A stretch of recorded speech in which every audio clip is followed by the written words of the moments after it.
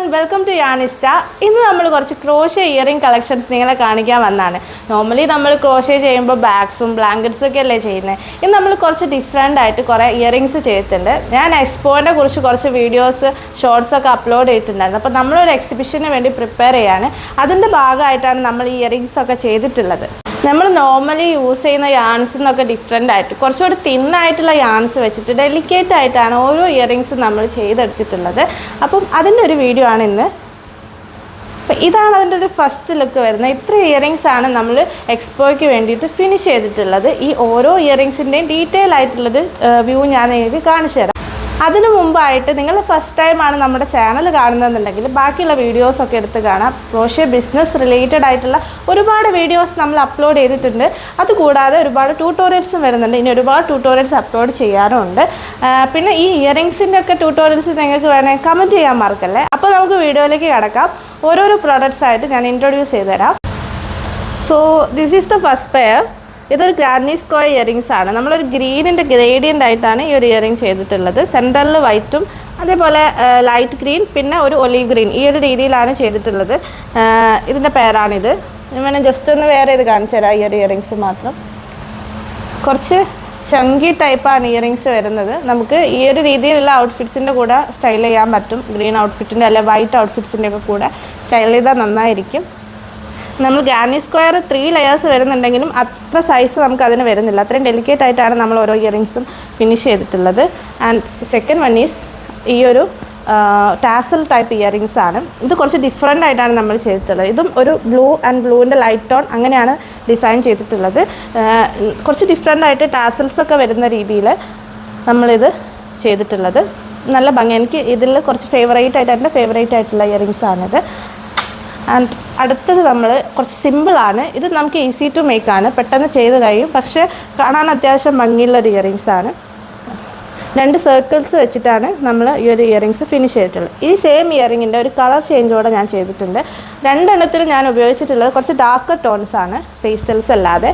അപ്പം first one black and red is common colour. ഇത് ഒരു പീക്കോക്കിന് റിസംബിൾ ചെയ്യുന്ന കളർ പാലറ്റാണ് ഇതിന് വരുന്നത്. ഒരു ഗ്രീൻ ആൻഡ് ഓൾമോസ്റ്റ് ഒരു peacock green and A blue ആണ് വരുന്നത്. നമുക്ക് അങ്ങനത്തെ സാരീസിൻ്റെ കൂടെയോ അല്ലെങ്കിൽ അങ്ങനത്തെ ഔട്ട്ഫിറ്റ്സിൻ്റെ കൂടെയൊക്കെ ഈസിലി പെയർ ചെയ്യാൻ പറ്റിയിട്ടുള്ള ഒരു ഇയറിംഗ്സ് കൂടിയാണിത്. ഓക്കെ. സോ നെക്സ്റ്റ് വന്ന് നമുക്ക് ഒരു വാലന്റൈൻ തീമിലുള്ള ഒരു ഹാർട്ട് ഇയറിംഗ്സ് ആണ്. ഇതും ആക്ച്വലി ഒരു ഗ്രാനി സ്ക്വയർ ആണ്. പക്ഷേ ഫസ്റ്റ് വൺ ഒരു ക്ലാസിക് ഗ്രാനി സ്ക്വയർ ആയിരുന്നു. ഇത് നമ്മൾ ഒരു ഗ്രാനി സ്ക്വയർ കൺസ്ട്രക്ട് ചെയ്യുന്ന പോലെ തന്നെയാണ് നമ്മൾ ചെയ്തിട്ടുള്ളത്. ഫസ്റ്റ് ഒരു ഹാർട്ട് ഷേപ്പ് ചെയ്തിട്ട് അതിനൊരു ബോർഡർ പോലെ ക്രിയേറ്റ് ചെയ്യാണ് ചെയ്തിട്ടുള്ളത്. നല്ല ഒരു കളർ ടോണാണ് ഇതിന് വരുന്നത്. റെഡും പിങ്കും അതേപോലെ തന്നെ വൈറ്റും ഒരു എവർഗ്രീൻ കോമ്പിനേഷനാണ്.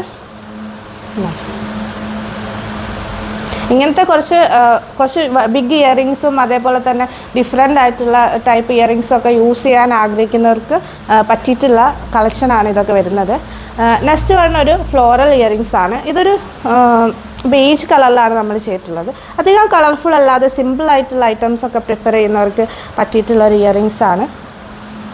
ഒരു ഫ്ലവർ പോലെ വരുന്ന ഒരു സിമ്പിൾ പാറ്റേൺ ആണ്. ബട്ട് ഇത് നമുക്ക് എല്ലാ ഔട്ട്ഫിറ്റിൻ്റെ കൂടെയും കമ്പൈൻ ചെയ്യാൻ വേണ്ടി പറ്റും. കാരണം ഒരു സോളിഡ് കളർ ആയതുകൊണ്ടും ഒരു ബേജ് ആയതുകൊണ്ടും നമുക്ക് ഒരുവിധ ഔട്ട്ഫിറ്റിൻ്റെ കൂടെയൊക്കെ യൂസ് ചെയ്യാൻ പറ്റിയിട്ടുള്ളൊരു ഇയറിംഗ് ആണിത്.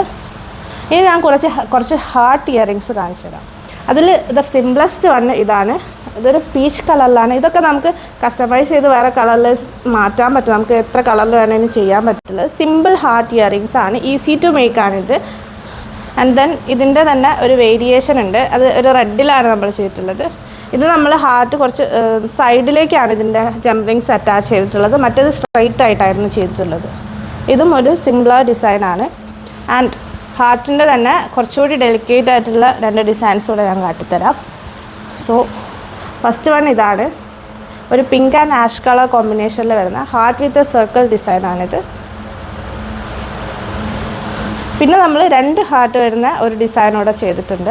അത് ഈ ഒരു കോമ്പിനേഷനിലാണ് നമ്മൾ ചെയ്തിട്ടുള്ളത്.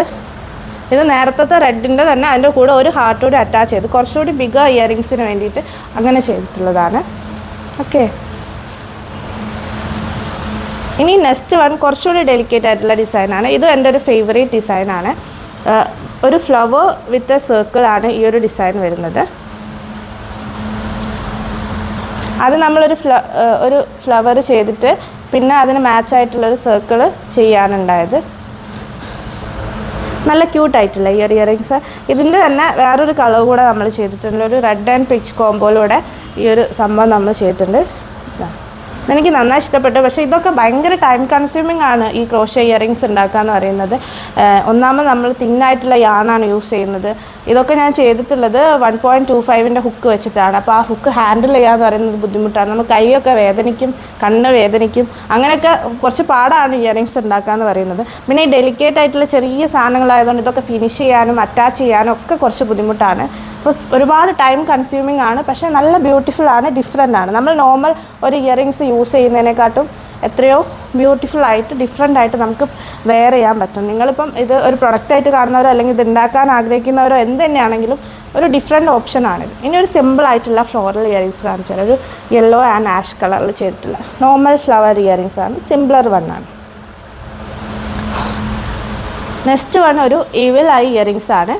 ഇവിളായുടെ കീ ചെയിൻസൊക്കെ ഞാൻ ഷോർട്സിലിട്ടാൽ നിങ്ങൾ കണ്ടിട്ടുണ്ടാവും. അതിൻ്റെ ഒരു ബിഗർ വണ്ണാണിത്.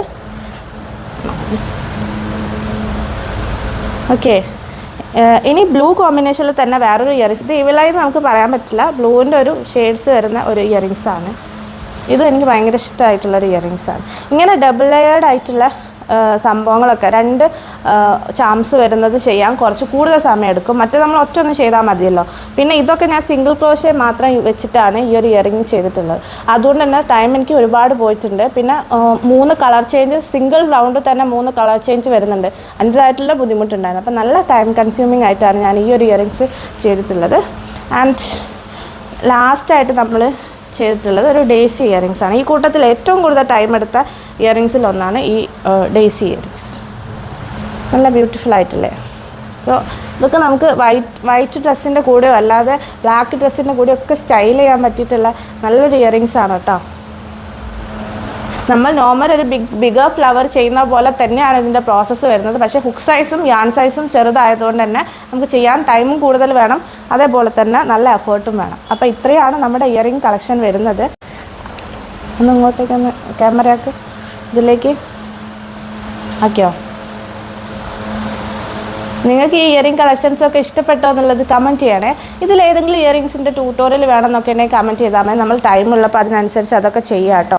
സോ ഇത്രയും പ്രോഡക്റ്റ്സ് നമ്മൾ ചെയ്തിട്ടുള്ളത് നമ്മുടെ എക്സ്പോയ്ക്ക് വേണ്ടിയിട്ടാണ്. നമ്മുടെ എക്സ്പോ വരുന്നത് 4th and 5th Calicut Aspen കോർട്ട്യാർഡിലെ ബ്ലൂം ആൻഡ് ബസ്റ്റോ എന്ന് പറയുന്ന എക്സ്പോയിലാണ് നമ്മുടെ സ്റ്റോൾ ഇടുന്നത്. അപ്പോൾ ആ സ്റ്റോൾ വന്നാൽ നിങ്ങൾക്ക് ഈ പ്രോഡക്റ്റൊക്കെ ഡയറക്റ്റ് പർച്ചേസ് ചെയ്യാനും എക്സ്പീരിയൻസ് ചെയ്യാനും പറ്റും.